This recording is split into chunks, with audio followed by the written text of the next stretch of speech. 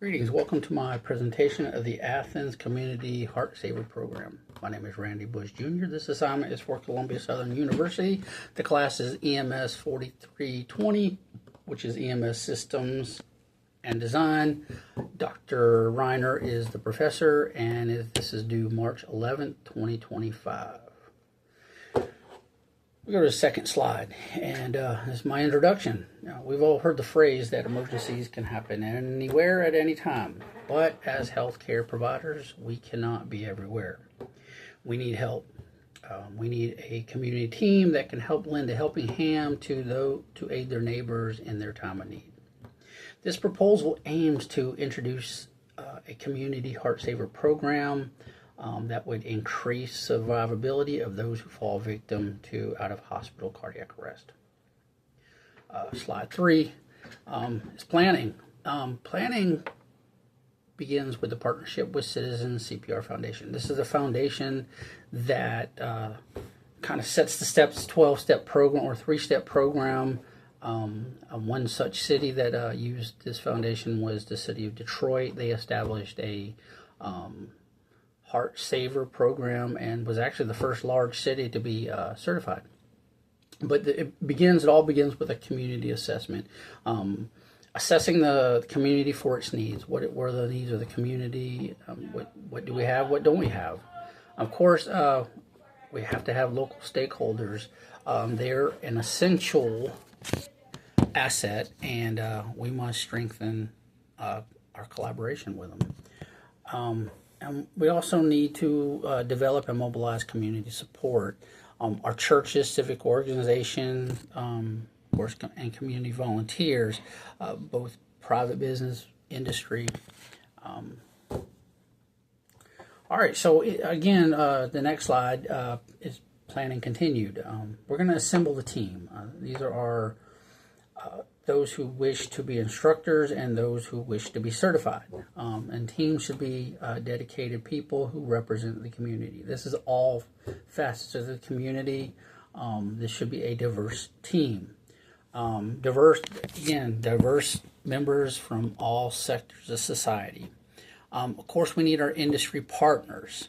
And many industries have people who are certified in CPR. For example, I work in an industry and I actually teach CPR to the employees that I work for. And again, the team should not be limited to healthcare providers.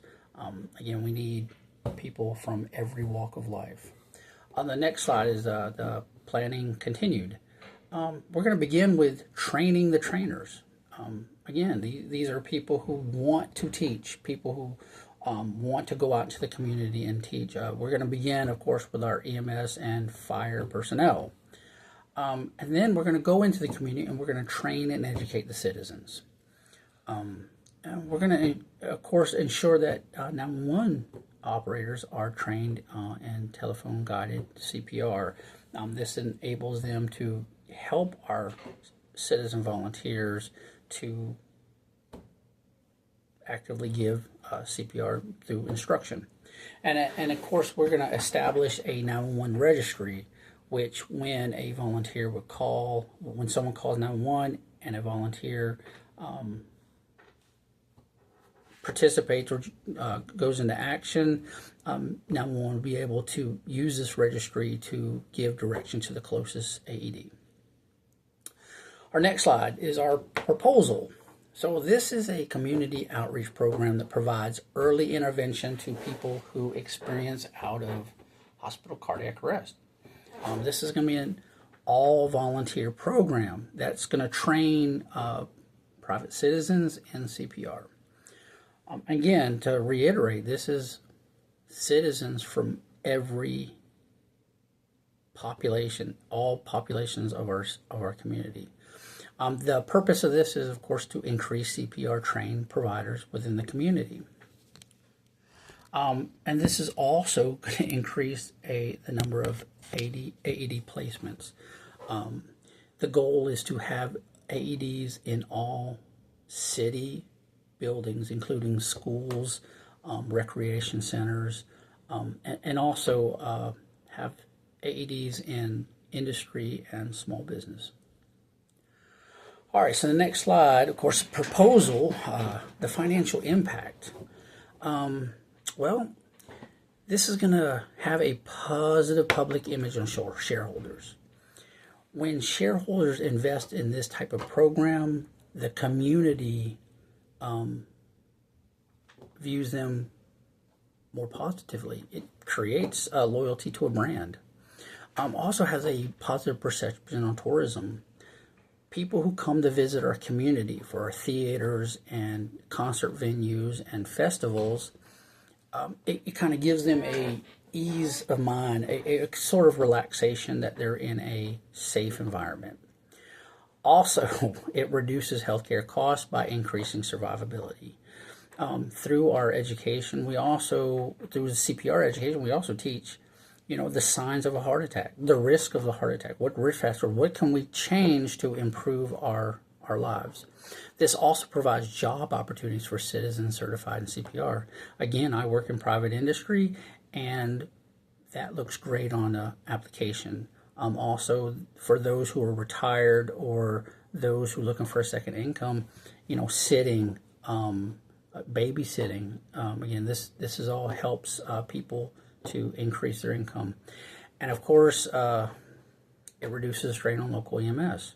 It's more cost effective to transport someone to a hospital who's in ROSC versus someone who is in cardiac arrest and needing to spend the money on ACLS drugs, for example.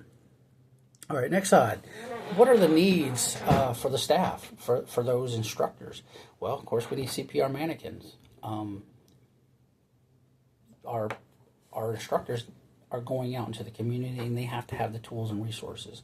AED trainers are another one. Another thing, these help those who participate to identify and learn how to use the AEDs that are within the community.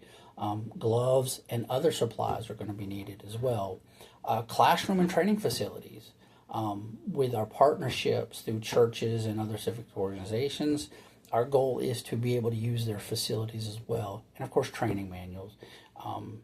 When things are written down and we have these manuals to provide, people seem to learn a lot better. All right, so the next slide is our course evaluation. This is an example of a BLS classroom course evaluation. This is a qualitative type evaluation, and it asks questions. An example is how is your confidence? What is your opinion of the class? What are the strengths? What are the weaknesses? But these evaluations have a purpose. The next slide kind of goes into that. We talk about it gathers feedback from participants on class experience. How did they perceive the class? How was their experience? Was it positive or negative?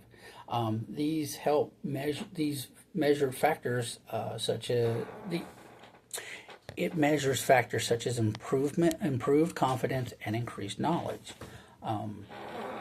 What did the participant? What did they learn? Are they going to be able to go out and perform this CPR? And also identifies areas of needed improvement. Without participant feedback, we can't improve. Also, it measures the participant satisfaction. Are they happy with the course? The feedback helps organizations to maintain high standards.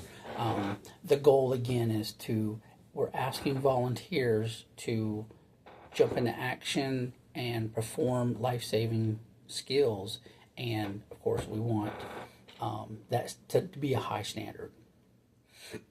Our next slide, of course, is about data collection methods. Our instructors will be, of course, gathering data through observation. How is the participant performing? Are they doing high quality CPR? After class or after each skill and after each class, we want to have group discussions. We want to discuss how the participant absorbed the information. And of course, personal interviews. This will become relevant, especially after a cardiac arrest, where one of our volunteers jumped into action and performed the skills. And then, of course, post-cardiac arrest, we want document reviews, again, PCRs, any hospital reports. We want to follow the progress of the quality. Is our program working? And, of course, improve on any negativities. So, in summary, Community CPR is an outreach program, and programs such as this Heart Saver program can significantly improve the quality of life for our community citizens. By empowering others, we can increase survivability of cardiac arrest victims, improve community health, and elevate preparedness. This program has the ability to create a more resilient community full of civic pride. All right, so the benefits, of course, next slide is the summary continued. The benefits are equally favorable for stakeholders and business community, stakeholders and the business community. Clients and customers feel safe in places where employees are trained to handle emergencies. The reputation of safety also creates loyalty to a company's brand. And of course, tourists, we talked about that earlier. Tourists who visit the community can relax knowing that they are in an environment where safety is a priority. This increases revenue.